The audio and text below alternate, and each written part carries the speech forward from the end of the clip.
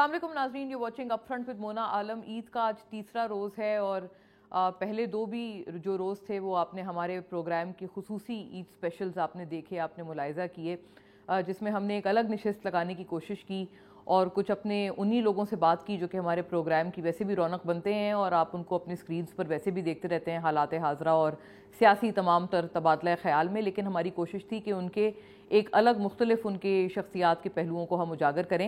लेकिन बात यह है कि यकीनन इस तरफ इस वक्त जितनी मुल्क में गहमा गहमी की सूरत हाल है, सियासी तौर पर जितनी हाइप है, सिर्फ सियासतदान नहीं, सिर्फ मीडिया से ताल्लुक़ रखने वाले लोग नहीं, बल्कि आम भी जो पब्लिक है या आवाम है वो अपने आप को मुश्किल से डिटैच कर पाते हैं, इवन ईद जैसे मौक़े और त्योहारों पर भी। बहरहाल हम उम्मीद करते हैं कि आज ईद का तीसरा रोज़ है और आखिरी रोज़ है, तो खैर व आफ़ियत से आप तमाम ने अपने अहलो अयाल के साथ ईद मनाई होगी। और ज़ाहिर है कल जो हम जब वापस अपने डेली जो हमारा रूटीन है उसमें हम वापस जा रहे हैं ईद की तमाम तर इन खुशियों के बाद और इन तमाम तर त्यौहार के सेलिब्रेशंस के बाद, तो हम बात कुछ अहम मौज़ूआत पर करेंगे। एक तो नाज़रीन सियासत की सिमत क्या होने जा रही है, इसके ऊपर आज ज़रा संजीदा बहस करने की कोशिश भी करते हैं कि आगे आने वाले दिनों में एक तो जो खान साहब को या PTI को मिलने वाला लीगल तसलसल है रिलीफ का, वो जारी रहेगा और क्या वो वाक़तन उसको कोई अमली जामा भी पहनाया जाएगा, क्या रिहाई हो पाएगी नहीं हो पाएगी। फिर साथ साथ जो एक कमेटी बनाई गई है महमूद खान अचकज़ई के ज़ेरे निगरानी PTI ने जो बनाई है, उसमें कितनी संजीदगी है, क्योंकि PTI के कई लोग कभी मुज़ाकरात की बात करते हैं लेकिन कभी कभी उन्हीं फिर कोई दूसरा रहनुमा आता है और उन्हीं मुज़ाकरात की नफ़ी कर देता है। PTI की तरफ से जो बयान आया है कि जी खान साहब से जो बात की है, अब वो कह रहे हैं, ये भी बड़ा दिलचस्प बयान है, वो ये कह रहे हैं कि जी हम जो मैंडेट चोर पार्टियाँ हैं उनसे हम बात नहीं करेंगे, लेकिन अगर महमूद अचकज़ई साहब बात करना चाहें तो वो उनकी मर्ज़ी है। सुनिएगा उन्होंने एग्जैक्टली किन अल्फाज में ये वाली बात की। खान साहब से हमारी कल मुलाकात हुई है। एक कंट्रोवर्सी जो कि मीडिया के ऊपर चल रही थी, 3 पॉलिटिकल पार्टीज के साथ जो मैंडेट चोर हैं उनके साथ नेगोशिएशन करने जा रही है। तो इस सिलसिले में खान साहब ने बड़े क्लियर अल्फाज में ये बताया है हमें कि इस किस्म की कोई सिचुएशन नहीं है। इन पार्टीज़ को पहले अपना लेटर ऑफ ऑथराइजेशन जो है अपने स्पॉन्सर्स से उनसे लेके हमें दिखाएं कि क्या इनके पास वाकई कोई अथॉरिटी है कि हमसे ये नेगोशिएट कर लें। इनके पास कुछ नहीं है, ये सिर्फ ममीज़ हैं, डमीज़ हैं और इनकी तनाबें कहीं और से हलाई जाती हैं और ये उसके मुताबिक नाचते हैं। सो इस सिलसिले में अगर कोई एम्बिग्विटी थी तो वो दूर हो जानी चाहिए। तो ये नाजरीन एक कॉन्फ्लिक्ट है जो कि PTI जिसका मुसलसल तौर पर एक शिकार है कि उनको समझ नहीं आ रहा शायद कि हिकमत अमली क्या होनी चाहिए ईद के बाद भी। अभी भी ये बात एक बहुत बड़ा सवालिया निशान है कि ये मुज़ाकरात चाहते भी हैं या नहीं चाहते हैं, इसके ऊपर बात होगी। और जो बजट के ऊपर राह दुश्वार हुई हुई है हुकूमत की, क्या वो हमवार हो पाएगी या नहीं, अपने ही इत्तेहादियों को मनाने में क्या हुकूमत कामयाब होगी, PMLN बिलखुसूस, क्योंकि पीपल्स पार्टी तो मुसलसल तौर पर ये कह रहे हैं कि ना हमें इन्होंने कॉन्फिडेंस में लिया और ये एक अशराफिया का बजट है और इसमें अवाम या आम आवाम के लिए कुछ भी नहीं है। क्या ये कंसर्न्स दूर हो पाएंगे या फिर ये बजट जो है ये भी गले की कोई हड्डी बन सकता है हुकूमत के लिए। आज हमारी कोशिश है कि हम तमाम तर तज्ज़िये तबसरे इस अहवाल पर, इन तमाम अहवाल पर हासिल करें और तमाम तर तबसराती जो व्यूज़ हैं उनके लिए बहुत एक अच्छा मायानाज पैनल हमें ज्वाइन कर रहा है। फौरी तौर पर उनका रुख करती हूँ। नसरुल्लाह मलिक साहब हमें ज्वाइन करते हैं, सीनियर सहाफ़ी तज्ज़ियाकार। बहुत शुक्रिया सर आपके ग्रेशियस टाइम के लिए और आपकी प्रेजेंस के लिए। अमीर अब्बास साहब नाजरीन हमारे साथ मौजूद हैं, एंकर पर्सन है, हाउस होल्ड नाम है और तज्ज़ियाकार हैं, तमाम तर मामले पे अपना बेबाक तज्ज़िया हमारे साथ रखेंगे। अमीर साहब आपका भी बहुत शुक्रिया। नज़ीर लगारी साहब नाजरीन वेटरन स्टॉलवर्ट जर्नलिस्ट हैं और तमाम तर मामले पे अपनी जो एक हमेशा मुनफरिद और बेबाक अपनी आरा होती है वो हमारे साथ इंशाल्लाह आज भी रखेंगे, हमारा साथ देंगे। वेरी वार्म वेलकम सर आपको भी और खुश आमदीद। बात का आगाज़ मैं मलिक साहब आपसे करना चाहूँगी, आप कैसे देखते हैं ये सारी सिचुएशन को? PTI मुज़ाकरात भी कर रही है और मुज़ाकरात में कितनी संजीदगी है, और ये जो रिलीफ का लीगल रिलीफ का सिलसिला है ये आप क्या समझते हैं, ये टोटली सरासर आप समझते हैं प्रोसिक्यूटर्स की गलती है? क्योंकि वो PTI वाले भी यही बात कर रहे हैं कि अगर हमारे खिलाफ इतने वाटर प्रूफ सॉलिड केसेस थे तो ऐसा कैसे हो सकता है कि आप उसमें प्रोसिक्यूट करने में नाकाम है उनको?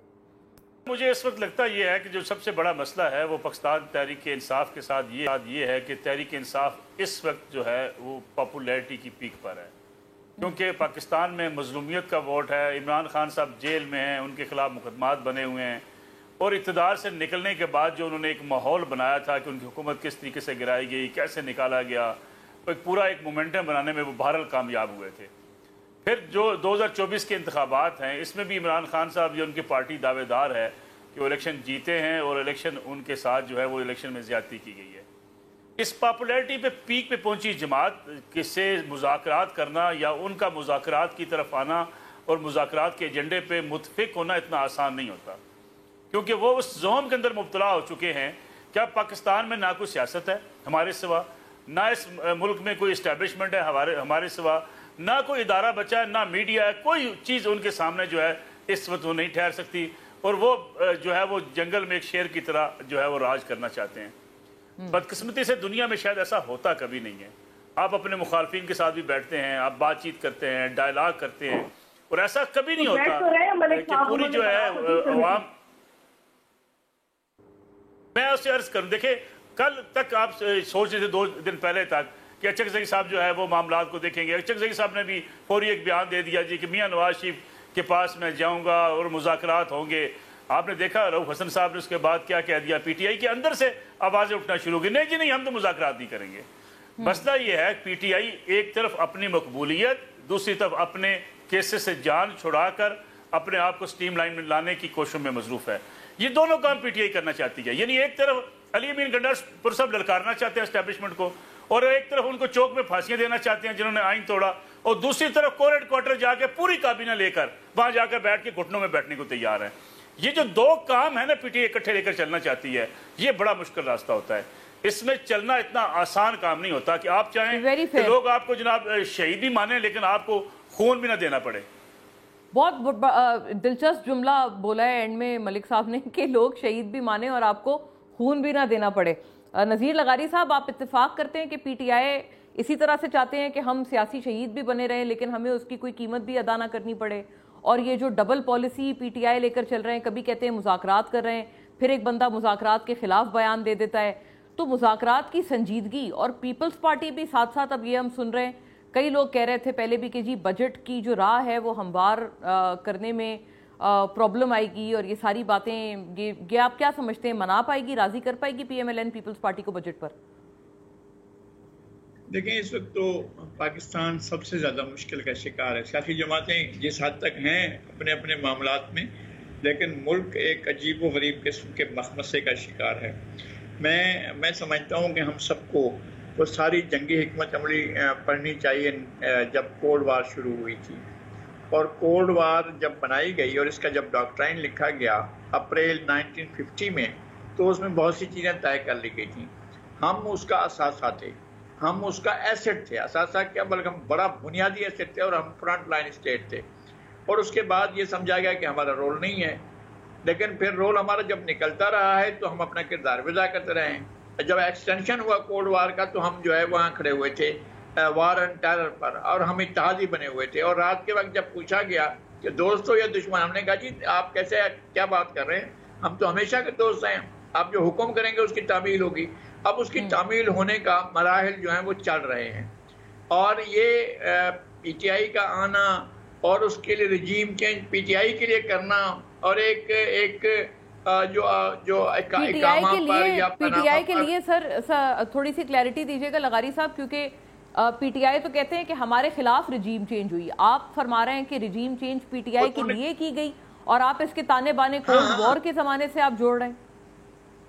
میں اسی کو جوڑ رہا ہوں، اور یہ اسی کا ایجنڈا کا ایکسٹینشن ہے جو چل رہا ہے اس وقت، اور اس وقت جو چل رہا ہے وہ ہے یہ محبوب نظر ہے جو پی ٹی آئی جس کا نام ہے، اور اس کا لیڈر جو ہے وہ محبوب نظر ہے ان قوتوں کا جنہوں نے دنیا کے اندر اپنا ورلڈ آرڈر قائم کیا ہوا ہے، اور ان کے لیے یہ ساری سہولتیں، ہمارا سسٹم بھی ان کو سہولتیں دے رہا ہے، اس لیے کہ جب اوپر سے سب کوئی راضی ہوں گے تو پھر ان کو بادلے نہ خواستہ یا دل چاہتے ہوئے یا نہ چاہتے ہوئے سسٹم یا سسٹم کے کچھ پرزے، کچھ اعلی کار جو ہیں وہ اس کو سپورٹ کر رہے ہوں گے۔ کیا یہ سارا سسٹم جو ہے وہ اس وقت سپورٹ نہیں کر رہا ہے؟ یہ جو پاپولیرٹی ایسے بن گئی ہے، بھائی آرٹیفیشل انٹیلیجنس نے تمام پیمانے تبدیل کر دیے ہیں، اور انہوں نے یہ پہلے تجربات کر لیے ہیں۔ یہ جو التحریر اسکوائر بھر جاتا تھا، اور ہم نے التحریر اسکوائر قاہرہ میں دیکھا کتنا بڑا ہے اور کس طرح وہ اس کو بھرا گیا، یہ جو ہے وہ ایک کال ہوتی تھی اور اس کے بعد سوشل میڈیا ایکٹیویٹ ہوتا تھا اور سارے لوگ وہاں پہنچ جاتے تھے. یہ بہت منفرد آپ کی سر رائے ہے اور آپ نے اس کے اوپر ایک بہت ڈیفرنٹ اینگل دیا ہے اور آپ نے اس کو بہت دلچسپی سے اس کو آپ نے بیان بھی کیا ہے کہ اس طرح سے اعلی کار بھی بن جاتے ہیں. ہمارے انٹرنلی بھی کئی لوگ ہوتے ہیں. امیر عباس صاحب یہ بات کئی لوگ پی ٹی آئی کے حوالے سے کرتے رہے اور جو آپ کو پتہ ہے ناقد ہیں پی ٹی آئی کے وہ یہ کہتے ہیں کہ یہی ساری چیزیں تو حکیم سعید اور کئی لوگوں نے انکشافات کیے تھے اس طرح کے کہ کوئی ایسی قوتیں ہیں بیرونی سطح پر جو کہ اس پارٹی کو سپورٹ کر رہی ہیں. یہ آپ کنسپیریسی تھیوری سمجھتے ہیں یا پھر آپ کو لگتا ہے کہ اس تھیوری میں کوئی وزن ہے؟ ایمپیریکل ایویڈنس کیا کہتا ہے اور تھیوری یہ کہتی ہے کہ جی پہلے کہا گیا کہ یہودی سازش کی پیداوار ہے, عمران خان کی یہودی ایجنٹ ہے.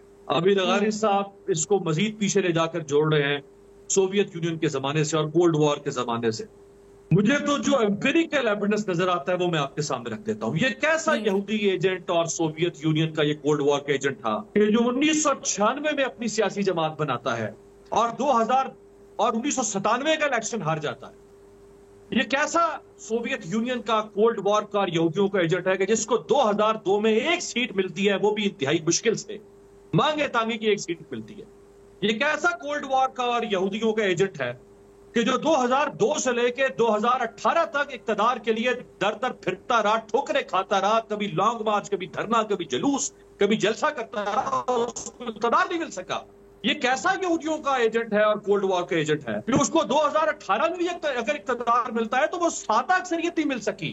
بھائی تف ہے ایسے یہودیوں کے اوپر اور تف ہے ایسی کولڈ وار کے اوپر کہ جو اپنے ایجنٹ کو اقتدار تک نہیں دلوا سکتی. 26 سال 25 سال لگے اس کو اقتدار لینے کے لیے.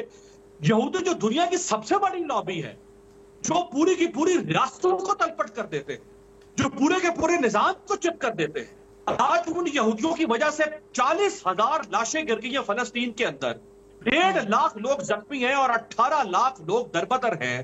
دنیا ان یہودیوں کے سامنے ہل نہیں پا رہی, لیکن جب وہ یہودی پاکستان میں اپنے ایجنٹ لے کر آتی ہے تو ان کی ٹھوس ہو جاتی ہے. مطلب پاکستان میں ان یہودیوں کی کچھ چل نہیں پا رہی ہے. اور وہ کیسے یہودی ہیں اور وہ کیسے کولڈ وار کے سرکردہ لوگ ہیں کہ جن کا ایجنٹ عمران خان ہے, لیکن ان کا ایجنٹ گزشتہ 1 سال سے جیل میں پڑا ہوا ہے. ان کا ایجنٹ الیکشن نہیں لڑ سکتا, اس سے بلنے کا نشان دے دیا جاتا ہے. ان کے ایجنٹ کے امیدواروں کو اٹھا لیا جاتا ہے. ان کے ایجنٹ کے امیدواروں سے کاغذات نامزدگی چھین لیے جاتے ہیں. ان کے ایجنٹ کے تائید کے کنندگان اٹھا لیے جاتے ہیں, تجویز کنندگان اٹھا, اور وہ بیٹھا بھی ذرا دیکھ رہا ہے کہ میرے ساتھ ہو کیا رہا ہے. نہ یہودی آ رہے ہیں ابابیل بن کے اس کی مدد کے لیے قطار در قطار, نہ کولڈ وار کو چلانے والے آ رہے ہیں اس کو بچانے کے لیے. اہم بات آپ نے, اور آپ نے تو بڑی داستان بیان کی ہے. کولڈ وار کے چلانے والے آپ نے وہ اپنے یہ ایجنٹ کو بچا نہیں سکتے. بڑی اہم بات ہے. ملک صاحب, بہت 2 اہم ترین میرا خیال ہے آرگیومنٹس اس وقت چل رہے ہیں. آپ اس میں کیا کہیں گے, کس کی طرف آپ اپنا وزن یا اپنی لاجک سے آپ اس کو بیان کریں گے کہ وہ کہہ رہے ہیں کہ یہ 26 سال تو لگے ان کو اقتدار میں آنے میں, پوری دنیا پہ قابض جو فورسز ہیں اور جو اس طرح کی قوتیں ہیں وہ پاکستان میں ٹھوس ہو گئی ہیں, تو ایسا تو مطلب یہودی ایجنٹ اگر ہے تو بہت ہی عجیب سی بات ہے کہ یہاں پر اس یہودی ایجنٹ کی اور اس لابی کی چل ہی نہیں رہی ہے. دیکھیں, پہلی بات تو یہ ہے کہ میں نے نہیں کہا عمران خان صاحب یہودیوں کے ایجنٹ ہیں, اور نہ میں کبھی کہنا چاہوں گا. میں سمجھتا ہوں عمران خان صاحب بھی اسی طریقے سے اشرافیہ کے اور آپ کی اسٹیبلشمنٹ کے ایجنٹ تھے جو الزام آپ مسلم لیگ نواز اور پیپلز پارٹی پر لگایا کرتے ہیں. لیکن بدقسمتی یہ ہے, ہمارے امیر عباس صاحب میرے بڑے قابل احترام دوست ہیں, یہ عمران خان صاحب کو ایجنٹ ماننے کو تیار نہیں ہوتے. نواز شریف کو ایجنٹ کہتے ہیں, یہ بھٹو صاحب کو ایجنٹ کہتے ہیں کہ ایوب خان کی پیداوار تھے, ضیاء الحق کی پیداوار نواز شریف کو کہتے ہیں. لیکن یہ ظہیر الاسلام صاحب کی, احمد شجاع پاشا صاحب کی, جنرل قمر جاوید باجوہ صاحب کی پیداوار عمران خان کو نہیں کہتے. بھائی عمران خان صاحب بھی اسی طریقے سے سیاست میں آئے نا. سوال یہ پیدا ہوتا ہے, امیر عباس صاحب نے خود مانا کہ 2002 میں 1 سیٹ جیتے بڑی مشکل سے.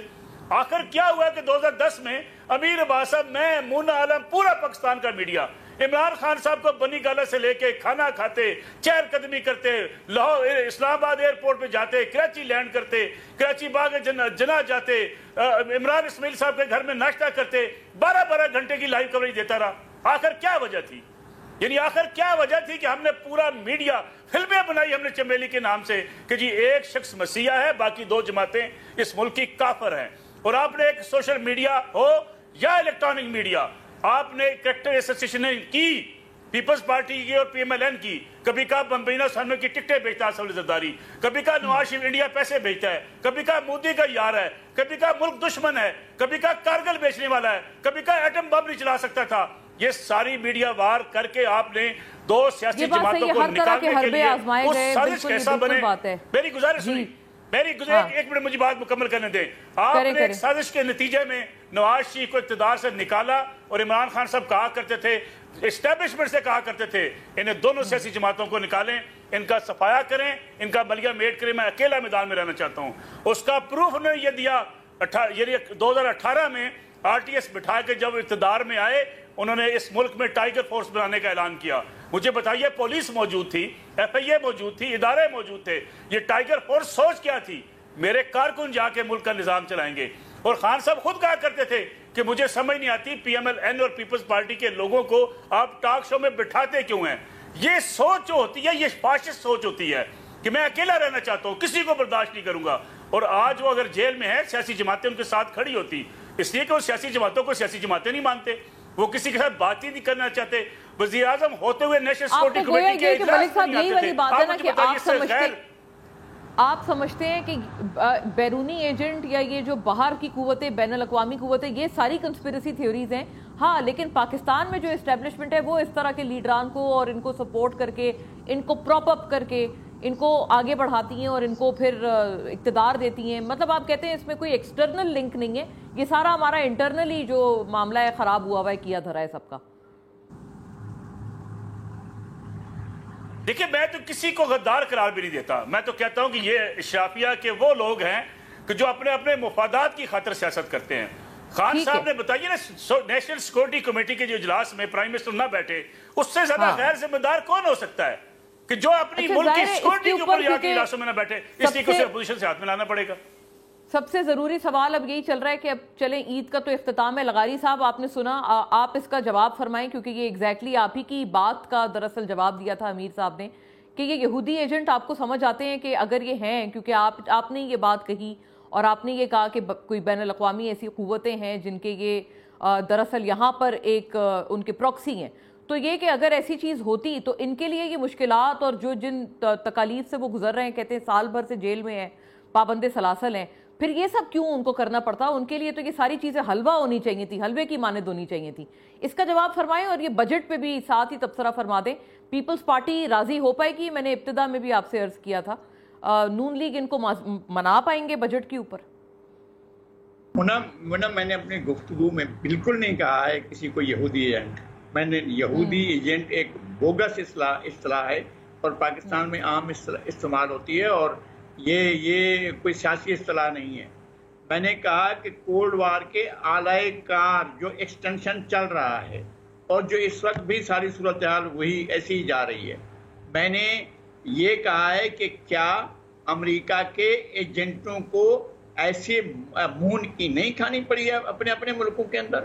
کیا ویتنام میں جو ان کا ساتھ دے رہے تھے امریکنز کو, ان کو شکست فاش نہیں ہوئی تھی؟ کیا کمبوڈیا میں انہیں شکست فاش نہیں ہوئی تھی؟ کیا افریقی ممالک میں انہوں نے اپنے اس کو شکست نہیں دی تھی اپنے آقاؤں کو؟ کیا الجزائر میں الجزائر کے عوام نے شکست نہیں دی تھی فرانس کے سامراج کو؟ کیا یہاں پر لوگوں نے سامراجی ایجنٹوں نے شکست نہیں کھائی ہے؟ تو یہ ایک چلتا ہوا عمل ہے, رواں دواں عمل ہے, اور اس میں ایک بالکل الگ لینا چاہیے, اس کو اس طرح سے نہیں لینا چاہیے. اور نہ میں کبھی مذہبی اصطلاحات استعمال کرتا ہوں, نہ میں کسی کے اوپر اس طرح کے درست ہے. I hold your point. آپ نے یہ یہودی والی بات تو نہیں کی, لیکن آپ نے انٹرنیشنل قوتوں کا ضرور تذکرہ کیا, کولڈ وار کا بھی تذکرہ کیا. اور میں کہتا ہوں کہ اعلی کار ہیں ان قوتوں کے جن قوتوں نے یہ طے کر رکھا ہے کہ اس ملک کو رکھنا ہے یا نہیں رکھنا ہے. ناظرین, ایک بریک کی طرف چلتے ہیں کیونکہ بہت ایک دلچسپ اور یہ ہیٹڈ ڈیبیٹ ہے. کوشش کروں گی کہ بریک کے بعد اس کو مزید ہم کچھ تھوڑا شیپ اپ کریں اور اس کو ایک اورینٹیشن دینے کی کوشش میں کروں گی. After a break, stay with اس.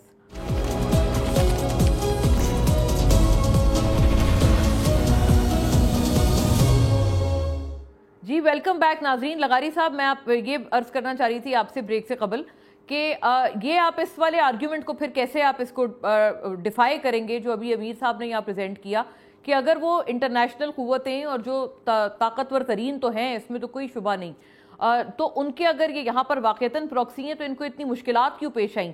26 سال لگے نا اقتدار میں آنے میں اور 2/3 اکثریت اس کے باوجود نہ ملی. ان کے لیے تو یہ ساری چیزیں بالکل پلیٹ میں رکھ کے ان کو پہلے روز سے مل جانی چاہیے تھی. وہ ڈرامہ نہیں کرتے ہیں, وہ حقیقت کر رہے ہوتے ہیں. جو کچھ بھی کر رہے ہوتے ہیں یہ ڈرامہ نہیں ہوتا ہے کہ سب کو ہٹاؤ. یہ ڈرامے کر چکے ہیں پاکستان میں 2 مرتبہ. یہ لکھا کہ پیپلز پارٹی کو 18 سیٹیں ملیں گی, 18 سیٹیں ملیں. یہ لکھا گیا ہے کہ جناب پیپلز پارٹی کو 45 سیٹیں ملیں گی, 45 سیٹیں ملیں گی. یہ لکھا گیا کہ نواز شریف کو 12 سیٹیں ملیں گی, 12 سیٹیں ملیں. یہ کوئی بات ہوئی؟ یہ کون سا اچانک ایسا ہوتا ہے؟ ماہیت قلب ہوتی ہے کہ جناب پورے کا پورا ووٹ بینک ایک طرف ٹلٹ کر جاتا ہے اور دوسری طرف نہیں ہوتا ہے. یہ دلا چکے ہیں. ان کو تو کچھ بھی نہیں دلایا ہے. عمران خان کو, نواز شریف کو تو 2/3 اکثریت 3/3 اکثریت دلا چکے ہیں وہ تو. اور پھر جو ہٹانا پڑا تو ہٹا بھی دیا گیا. وہ ہٹانا چاہا تو ہٹا بھی دیا گیا ہے. ایسا نہیں ہے سسٹم. کون دلا چکے ہیں یہ والی بات بھی ذرا کلیئرٹی کے ساتھ آپ کی طرف سے اگر آ جائے. نواز شریف صاحب کو بھی آپ نے اسی فہرست میں شامل کر لیا خان صاحب والی, اور آپ نے کہا کہ ان کو تو 2/3 بھی دلا چکے ہیں. تو کون دلا چکے ہیں؟ حکمران اشرافیہ کو اسی فہرست میں شامل کرتا ہوں. وہ اپنے ملک کے لیے, یہ ملک ان کا کاروبار ہے. یہ ملک ان کو اپنی ریاست نے اپنا ملک نہیں سمجھتے, اپنی ریاست نہیں سمجھتے. تمام حکمران اشرافیہ چاہے وہ کہیں سے بھی آئے ہوں, وہ سارے کے سارے جو ہیں وہ کسی نہ کسی کے اعلیٰ کار کے طور پر کام کرتے ہیں. اچھا یہ سسٹم خود کیا کرتا ہے؟ یہ سسٹم کیا اپنے طور پر آزادانہ فیصلے کرتا ہے؟ کیا افغان جنگ میں فیصلہ جانے کا فیصلہ ان کا اپنا فیصلہ تھا؟ کیا افغان جنگ کے اندر اپنے لاکھوں افراد کی قربانی جو ہے وہ انہوں نے اپنی مرضی سے دی تھی یا انہوں نے اپنے ایمان کی حرارت سے دی تھی؟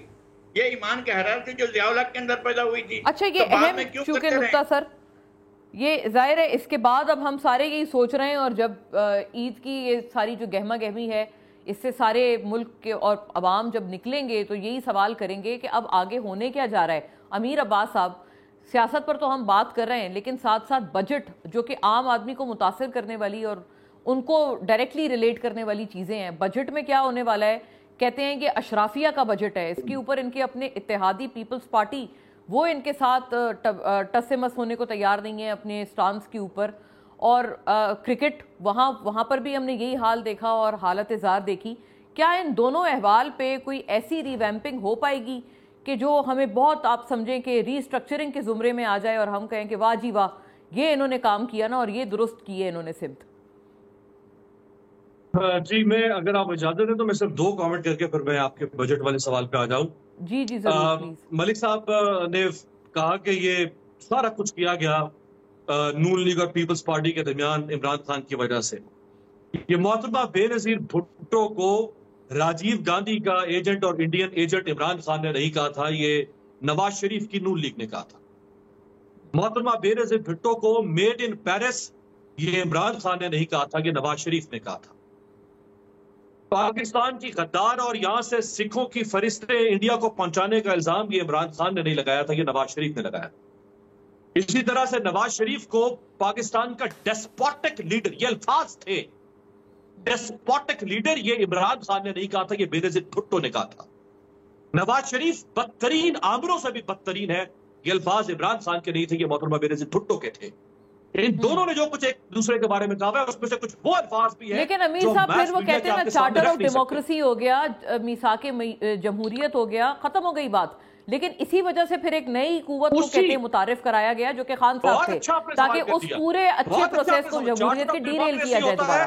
مونا بہت اچھا سوال آپ نے کر دیا. چارٹر آف ڈیموکریسی ہوتا ہے 2006-2007 میں, 2015 میں 14 میں آصف زرداری کو نے کہا کہ نواز شریف ناسور ہے. 7 سال سی او ڈی کے بعد کہا یہ ناسور ہے. چارٹر آف ڈیموکریسی کے بعد شہباز شریف نے کہا کہ آصف زرداری تجھے اگر لاڑکانہ کراچی اور پشاور کی سڑکوں پر گھسیٹا رہی تو میرا نام شہباز شریف پر رکھنا. یہ سی او ڈی کے بعد کہا تھا بھائی. درست صحیح بات ہے. بیوقوف بنا رہے ہیں لوگوں کو, یہ سب منافقت تھی, یہ سب ڈرامہ تھا, سب لوگوں یہ باریاں لینے کا ایک طریقہ واردات تھا. اسی COD کے بعد پھر آصف زراری اور شہباز شریف کے درمیان سب کچھ چلا. ملک صاحب تو یہ تو وہی اسٹانس ہے جو کہ خان صاحب بھی دیتے تھے کہ یہ دراصل COD جو تھا یہ تو باریاں لینے کا ایک میکینزم تھا. اسی COD کے بعد سردار لطیف کھوسہ اور شہباز شریف کی لڑائی رہی. ہاں ویری فیئر, صحیح بات ہے, آپ نے بیانات جتنے گنوائے ہیں, جتنے ایونٹس, میمو گیٹ وغیرہ بھی, ایون یہ سارے COD کے بعد کے معاملات ہیں. ایک جملہ عرض کروں, ایک کامنٹ ملک صاحب کے پاس چلے جائے گا. ایک کامنٹ جی امیر صاحب, جی جو لغاری صاحب فرما رہے تھے, لغاری صاحب اور ملک صاحب سے تو میرا بے تکلفی کا تعلق ہے. لغاری صاحب تو ہمارے استادوں میں اور بزرگوں میں سے. دیکھیں امریکہ کے ایجنٹ کون ہوتے ہیں, سنیں. امریکہ کا ایجنٹ تھا رضا شاہ پہلوی, جو خود کو کہتا تھا کہ میں سائرس دی گریٹ, میں 2500 سال کے بعد 21ویں صدی کا سائرس اعظم بننے جا رہا ہوں. امریکہ کا ایجنٹ تھا کیوبا کا جنرل بتستا. امریکہ کا ایجنٹ ہوتے ہیں یہ جو جنرل جو اب اس وقت ابو الفتح السیسی جو مصر میں بیٹھا ہے, یہ ہوتے ہیں امریکن ایجنٹ جن کو 20-30 سال کا اقتدار دیتا ہے امریکہ, اور پھر وہاں کوئی پر نہیں مار سکتا ان کے سامنے. امریکن ایجنٹ وہ ہوتے ہیں جو مڈل ایسٹ کی فیفڈمز اور شیخڈمز ہیں.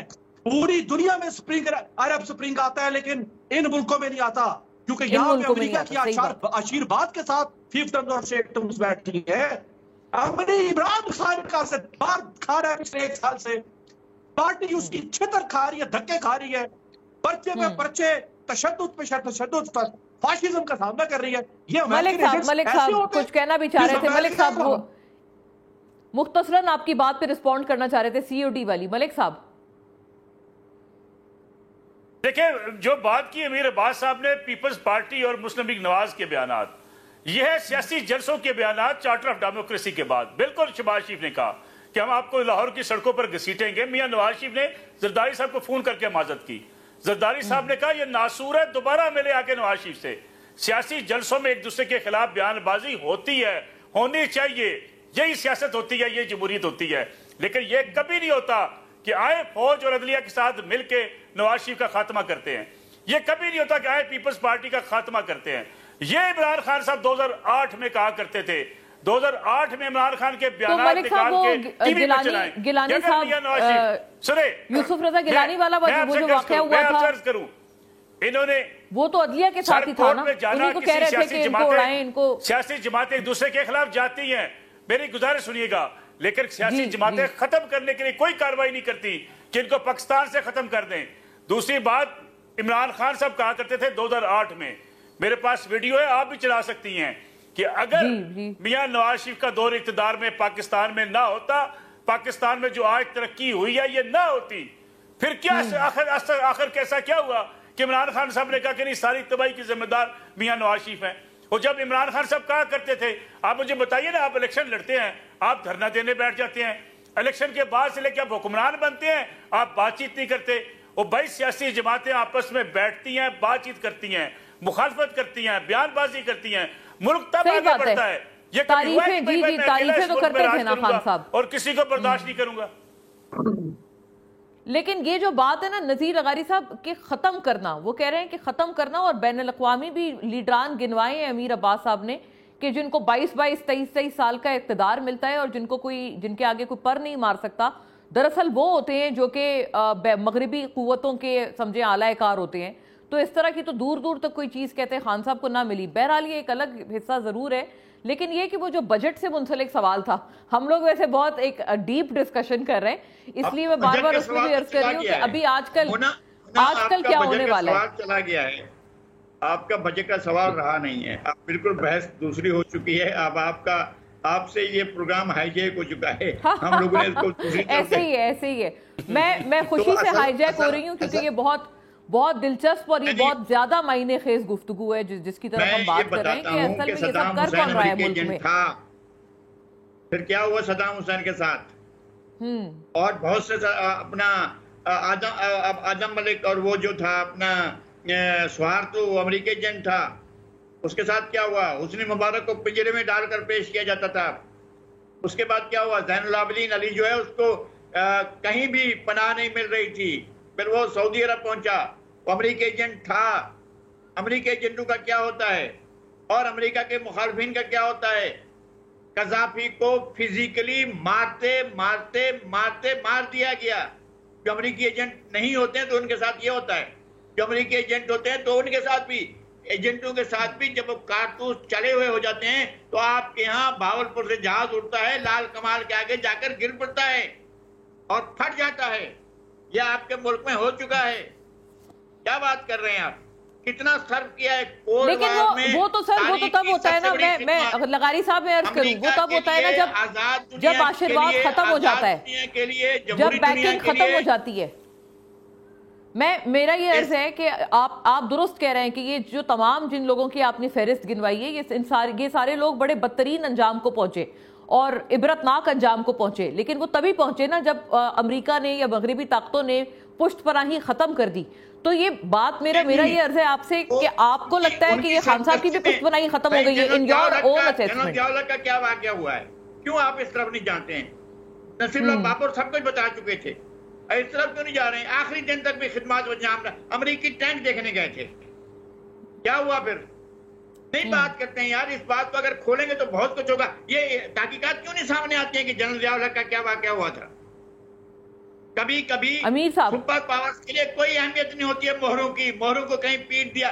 کیا آپ چیس بورڈ پر بیٹھے ہیں دیکھیں آپ کون کون سے مہرے پٹوا ہوتے ہیں شہمات کے لیے، اپنے بادشاہ کو بچانے کے لیے کون کون سے قربانیاں دینی پڑتی ہیں. فیل قربان، گھوڑا قربان، جو بھی ہوتا ہے، پیادے تو سارے قربان ہو جاتے ہیں. آپ کو قربانیاں دینی پڑتی ہیں. ایک کولڈ وار ایک ایسی جنگ تھی، ایسی جنگ ہے جو اب بھی چل رہی ہے، جس کے اندر بہت سے پیادے، بہت سے فیل، بہت سے میرا عرض یہ تھا لغاری صاحب کہ پشت پناہی ختم ہو گئی ہے مغربی قوت کی. اسی وجہ سے اب خان صاحب اس پرابلم کا شکار ہے، ان کی پارٹی تتر بتر ہے، ان کی پارٹی کے جو لوگ ہیں وہ دھکے کھا رہے ہیں. یہ جو ان کا حال ہے یا ایک بری حالت ہوئی تھی ہے جو پوری پارٹی کی ان کی، یہ اس وجہ سے آپ سمجھتے ہیں کہ اب ان کے اوپر سے سپورٹ کیا جو آشرواد تھا وہ ہٹ چکا ہے؟ اس لیے کہ اس ملک کے ادارے اور اس میں بیٹھے ہوئے کچھ لوگ دل سے یہ چاہتے ہیں کہ ملک بچ جائے، اور ملک کو بچانے کے لیے اس میں کچھ لوگ، کچھ ادارے، کچھ افراد، کچھ جماعتیں اس بات کے حق میں ہیں کہ وہ رہے، اور کچھ ایسے ہیں کہ جو کولڈ وار کے انجام کے طور پر اس کو پڑھ تو لیں ڈاکومنٹ کو، اس میں تو آپ کا نام بھی لکھا ہوا ہے. یعنی سر آپ خان صاحب کے اوپر جو مشکلات آ رہی ہیں وہ آپ ان لوگوں کی وجہ سے کہہ رہے ہیں کہ وہ اچھی بات ہے، اس سے ملک بچ سکتا ہے، آپ یہ بھی کہہ رہے ہیں؟ میں یہی عرض کر رہا ہوں لیکن سسٹم میں ایسے لوگ بھی موجود ہیں جو ہر حالت میں سہولت کار بنے ہوئے ہیں. سہولت کار، ویری فیئر. امیر صاحب آپ نے سنا کتنی پختہ بات بیان کی ہے نذیر لغاری صاحب نے کہ اگر ابھی خان صاحب کے اوپر مشکلات آ رہی ہیں یا پی ٹی آئی کے اوپر آ رہی ہیں وہ اس لیے آ رہی ہیں کیونکہ ابھی بھی کچھ لوگ ہیں جو چاہتے ہیں کہ پاکستان بچ جائے، لیکن آن دا ادر ہینڈ کچھ ایسے بھی لوگ ہیں جو کہ ابھی بھی مکمل مغربی سہولت کار بنے ہوئے ہیں خان صاحب کے حق میں. آخری کامنٹ امیر صاحب، اس پہ پھر میں کلوز کر رہی ہوں. مولا دیکھیں میں تو کہوں گا کہ وہ جو سائر لدھیانوی دیکھیں کہ عمران خان، نواز شریف، آصف زرداری، اس سے ہٹ کے دیکھیں وہ جو سائر لدھیانوی نے کہا تھا نا کہ جہان کونا کے مفلوج فلسفہ دانوں نظام نو کے تقاضے سوال کرتے ہیں، یہ شاہراہیں اسی واسطے بنی تھیں کیا کہ ان پہ دیس کی جنتا سسک کے مرے؟ زمینیں کیا اسی کارن اناج اگلا تھا کہ نسل آدم و حوا بلک بلک کے مرے؟ ملے اسی لیے ریشم کے ڈھیر بنتی ہیں کہ دختران وطن دار دار کو ترسیں. چمن کو اس لیے مالی نے خون سے سینچا تھا کہ اس کی اپنی نگاہیں بہار کو ترسیں. زمین کی قوت تخلیق کے فرزندوں، ملوں کے منتظموں، سلطنت کے فرزندوں، یہ 25 کروڑ فسردہ گلے سڑے ڈھانچے نظام زر کے خلاف احتجاج کرتے ہیں، بشر کے خلاف احتجاج کرتے ہیں. ہم باہر نکلے اینکر ذرا اپنے ٹھنڈے کمروں سے، ہمارے تجزیہ کار بھی ذرا اپنے کوزی کمروں سے باہر نکلے. امیر صاحب مجھے اب بہت آپ نے انقلابی اشعار کے ساتھ جو آپ نے بات ایک آپ نے فرمائی ہے، مجھے اجازت دیجیے گا کہ میں اسی کے اوپر اختتام کروں پروگرام کا، کیونکہ میرے پاس وقت بالکل ختم ہو چکا ہے. آپ سب حضرات کا بہت شکریہ جنہوں نے ہمارا ساتھ دیا، اور ہم نے یقیناً ایک بالکل آؤٹ آف دا باکس ایک گفتگو کی. میری کوشش یہ تھی کہ ہم عید کے بعد والے کچھ حالات پہ فوکس کریں، لیکن ہماری زیادہ تر گفتگو ایک بہت لارجر اور براڈر کانٹیکسٹ میں چلی گئی. تھینک یو ٹو ایوری بڈی. آپ کے دیکھنے کا شکریہ. اللہ حافظ.